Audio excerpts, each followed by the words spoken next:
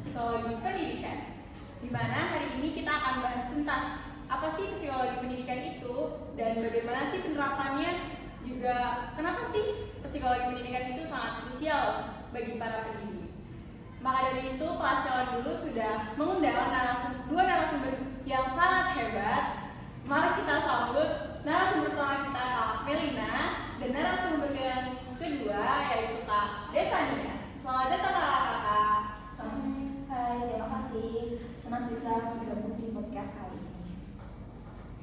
Baik, untuk membuka diskusi ini, mungkin narasumber pertama bisa memberikan penjelasan mengenai apa itu psikologi pendidikan serta apa saja ruang lingkup yang tercakup di dalamnya.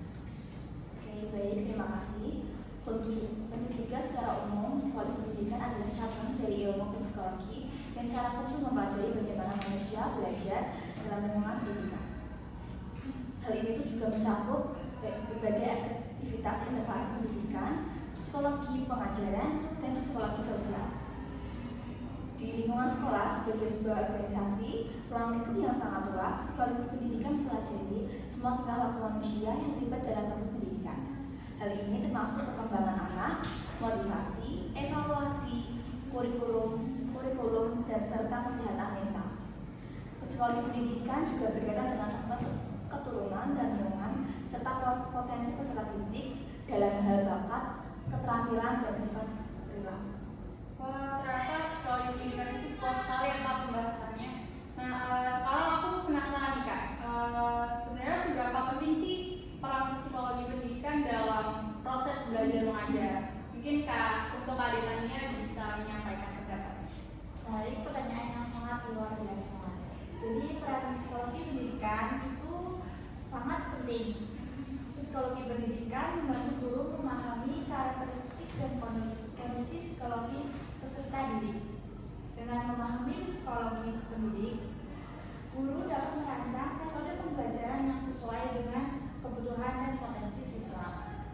Selain itu, juga membantu mengatasi masalah belajar serta menciptakan suasana belajar yang aman, nyaman, dan kondusif. Psikologi pendidikan juga membantu dalam mengevaluasi hasil belajar peserta didik dan pengembangan strategi pembelajaran yang efektif dan terarah. Guru juga lebih memahami perbedaan kemampuan siswa seperti kekurangan dan kelebihan pada peserta didik. Juga guru memberikan motivasi yang tepat serta mengelola kelas dengan lebih baik yang seperti tadi saya sudah jelaskan, yang lebih terarah, aman, nyaman, dan kondusif. Sangat menarik ya. Artinya psikologi pendidikan ini memberikan tools bagi guru untuk mengajar dengan lebih efektif. Nah, sekarang bagaimana sih dengan peran guru sebagai agen pembelajaran dalam konteks psikologi pendidikan? Itu dari Pak Melina. Oke, terima kasih. Pertanyaan yang sangat bagus. Saya akan menjelaskan tentang guru sebagai agen pembelajaran yang memegang peran sentral. Guru itu bukan hanya penyampaian materi, tapi juga fasilitator yang membimbing perkembangan psikologi siswa. Dalam konteks psikologi pendidikan, guru harus memahami tentang kondisi psikologi siswa seperti motivasi, emosi, dan karakteristik individual. Guru yang memahami psikologi pendidikan akan memberikan pendekatan yang tepat, tidak memaksakan kehendak, dan mampu mendengarkan serta menanggapi masalah siswa.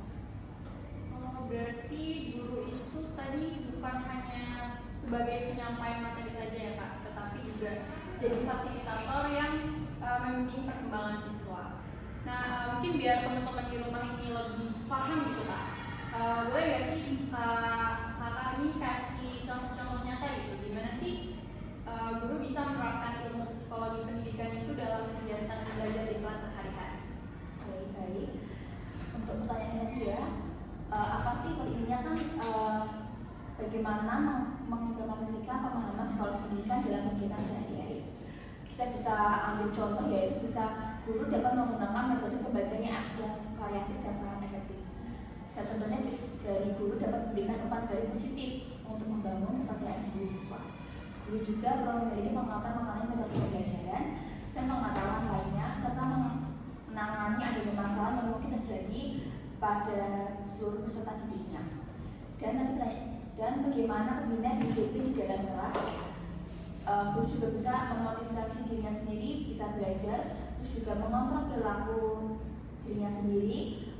Yang ketiga ada melakukan strategi belajar mengajar yang efektif dan adanya masalah khusus dalam pengajaran pendidikan.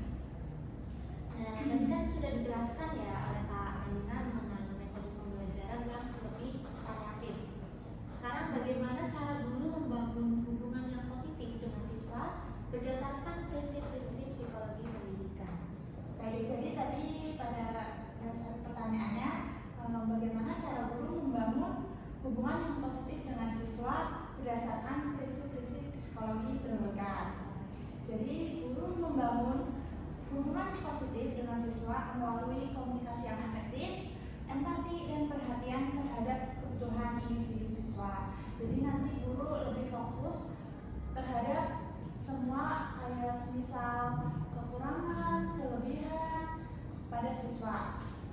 Jadi guru harus mampu mendengarkan keluhan siswa, memberikan dukungan emosional, serta menciptakan kelas yang aman dan aman.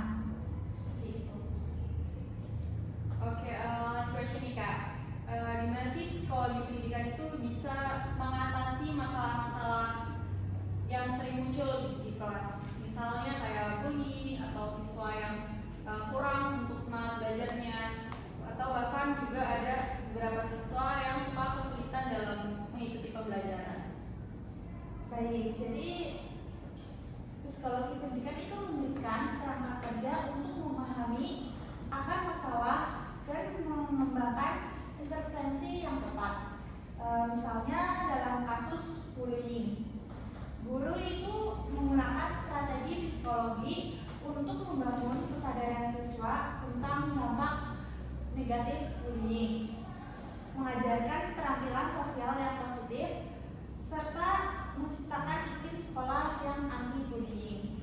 Untuk masalah motivasi belajar, guru dapat menggunakan teknik motivasi intrinsik dan ekstrinsik yang sesuai dengan karakteristik siswa. Jadi untuk teknik motivasi intrinsik yaitu dorongan dari dalam siswa untuk belajar karena minat, rasa ingin tahu, dan kelebihan dari siswanya. Sedangkan dari teknik ekstrinsik yaitu dorongan dari luar seperti reward. Jadi nanti ketika siswa maju menjawab pertanyaan, siswa akan mendapatkan reward dari guru. Dan ketika siswa melakukan kesalahan, siswa akan mendapat hukuman. Baik, seperti itu. Baik, diskusi yang sangat bermanfaat ya. Sekarang sudah saatnya kita mengucapkan terima kasih kepada para narasumber atas wawasan yang telah diberikan. Nah, dapat disimpulkan bahwa psikologi pendidikan itu merupakan fondasi penting bagi praktik pengajaran yang efektif dan berpusat pada siswa. Oke, benar banget Kak. Semoga podcast kita kali ini bisa bermanfaat ya bagi para calon guru, bahkan guru dan juga pihak-pihak dalam dunia pendidikan. Terima kasih untuk para penonton yang sudah menonton podcast kali ini. Sampai di akhir. Sampai jumpa di episode selanjutnya.